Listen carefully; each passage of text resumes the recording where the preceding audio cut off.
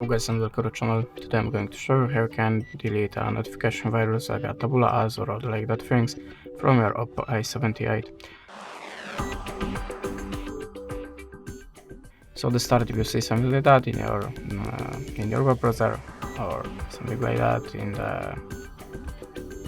the notification bar, that means you have a notification software, and you can try to remove it by two ways: by the default system settings and antivirus app. So I'm gonna show you the first method now. We have to open settings and go to the apps.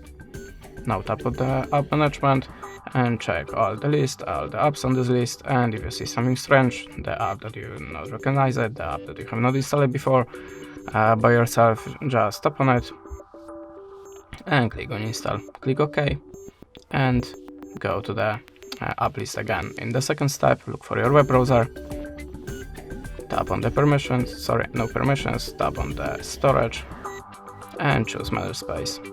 Now tap on the clear all data and click OK. After that, your web browser should be free from notification virus.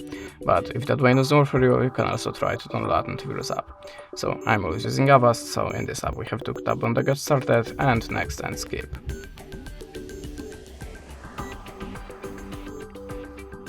Now we have to close to ads and choose continuous free.